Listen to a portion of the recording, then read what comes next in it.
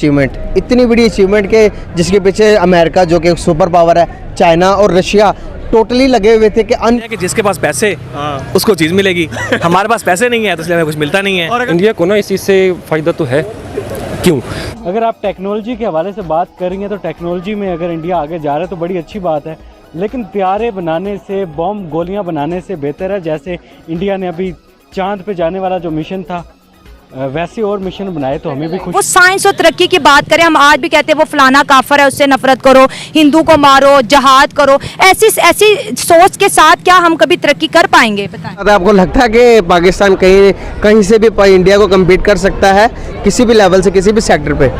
मुझे नहीं लगता। जय हिंद दोस्तों, भारत एक बार फिर से एक अत्याधुनिक एडवांस टेक्नोलॉजी यानी कि भविष्य की टेक्नोलॉजी का निर्माण करने जा रहा है। और ये टेक्नोलॉजी इतनी ज्यादा एडवांस है कि इसके बारे में अभी जापान और जर्मनी जैसे देशों ने सोचा तक नहीं है। इस टेक्नोलॉजी के होने मात्र से ही चाइना और पाकिस्तान जैसे देशों का जीना मुश्किल हो जाएगा। इंडिया को कितना फायदा हो जाएगा इससे? ऑब्वियसली इंडिया को ना इस चीज़ से फ़ायदा तो है। रीज़न क्या है? रीज़न सिर्फ ये है कि इंडिया की इकोनॉमी बहुत टॉप पे गई हुई है इस वक्त, और वो इस वक्त एशिया के अंदर India is consider to be as the hegemony country. ठीक है, तो साफ ज़ाहिर हर कंट्री यही चाहता है कि अमीर मुल्क के साथ उसके टर्म्स इन अच्छे हों और अपनी चीज़ें बेची जाएं। और दूसरी बात यह कि इंडिया जो है ना इस वक्त दुनिया की दूसरी सबसे बड़ी मंडी है किसी भी चीज़ में इन्वेस्ट करने के लिए।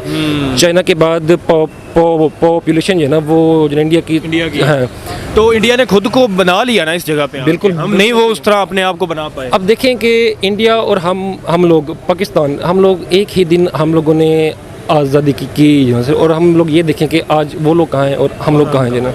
अच्छा, एक और बात भी की जा रही है कि जियो पॉलिटिक्स जो है दुनिया की, उसमें इंडिया का बड़ा अहम किरदार हो गया, क्योंकि एक साइड पे देखा जाए तो रशिया जो है वो कह रहा है कि हम अपने फाइटर जेट और सारी चीज़ें जो इंडिया को बेचते हैं, यूएसए कह रहा है कि हम बेचते हैं, तो यूएसए भी चाह रहा है कि इंडिया हमारे तरफ ज़्यादा झुकाव करे, रशिया चाह रहा है कि इंडिया हमारी तरफ झुकाव करे। तो क्या वजह है, कितनी इंपॉर्टेंस बना ली है इंटरनेशनल लेवल पर इंडिया ने कि तो रशिया भी देख रहा है, यूएसए भी देख रहा है और इंडिया बीच में दोनों तरफ मज़े ले रहा है?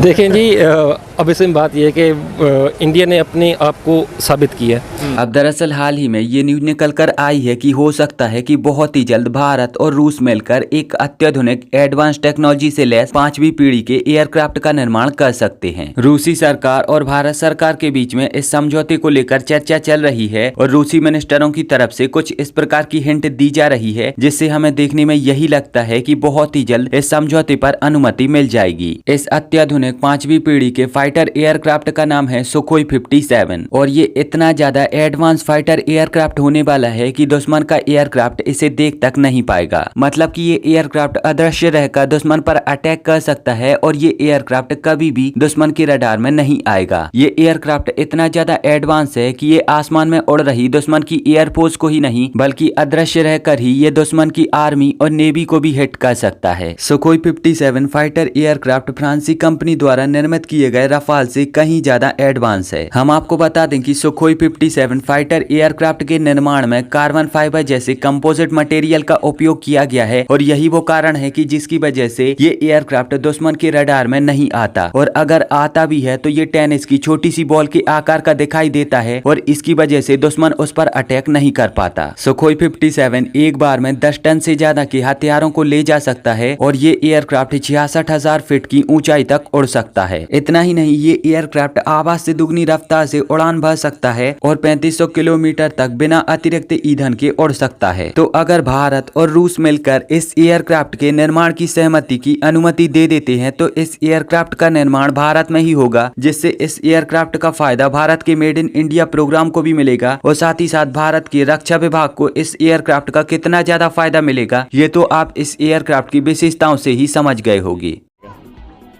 आपको लगता है कि ये उससे भी मतलब अच्छा माना जा रहा है? एज अ पाकिस्तानी मैं समझता हूँ कि JF-17 बेहतर है उनसे। अगर देखें जो ग्राउंड में जो मैदान में आके परफॉर्म करता है ना, माना वही जाता है। अगर आप टेक्नोलॉजी के हवाले से बात करेंगे तो टेक्नोलॉजी में अगर इंडिया आगे जा रहा है तो बड़ी अच्छी बात है, लेकिन त्यारे बनाने से, बॉम्ब गोलियां बनाने से बेहतर है जैसे इंडिया ने अभी चांद पे जाने वाला जो मिशन था वैसे और मिशन बनाए तो हमें भी खुशी होगी, सेटेलाइट मिशन बनाए, ठीक है, इस टाइप की टेक्नोलॉजी बनाएं जिससे आम आवाम को भी फ़ायदा होगा, ठीक है।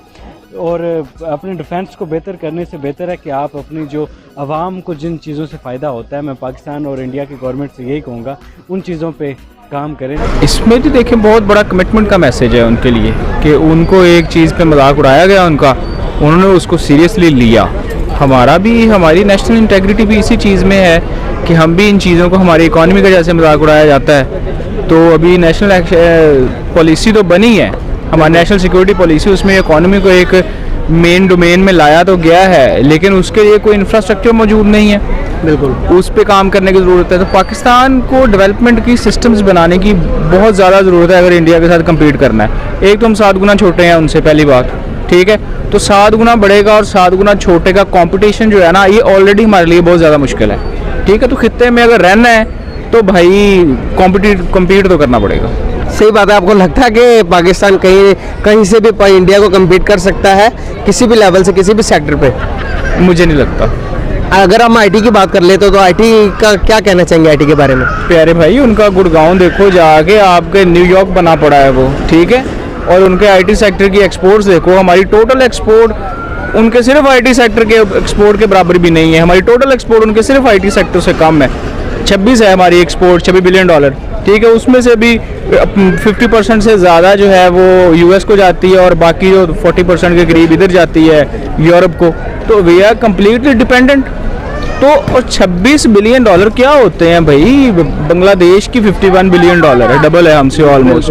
दिल्ली की 1 ट्रिलियन हो गई है। तो ये चीज़ें मैटर करती हैं ना, और हम यहाँ इंटरनल पॉलिटिक्स में इस तरह, और हमारे यहाँ डेमोक्रेसी प्रिवेल नहीं कर पा रही, इलेक्शन ही आज तक। क्या चीज़ें हैं जो, क्या इंडिया के पास प्लस पॉइंट है जो कि पाकिस्तान के पास नहीं है? इंडिया के पास सबसे बड़ा प्लस पॉइंट, एक तो डाइवर्सिटी बहुत ज़्यादा है उनके पास, अपॉर्चुनिटी। इंडिया में इंतशार का शिकार, वो साइंस और तरक्की की बात करें, हम आज भी कहते हैं वो फलाना काफर है, उससे नफरत करो, हिंदू को मारो, जहाद करो, ऐसी सोच के साथ क्या हम कभी तरक्की कर पाएंगे? बताएं। क्यों नहीं करेंगे तरक्की? कैसे करेंगे? इस तरह ये कह रही है ना कि उनके मुल्क में ऐसा नहीं होता, हमारे इस्लाम में तो ऐसा होता है ना। हमारे इस्लाम में तो जहाद का भी हुक्म है, अल्लाह के नबी ने जहाद के जरिए इस्लाम को फैलाया ना। अच्छा, जहाद पहले एक मिनट, मेरी पूरी बात सुन लेना।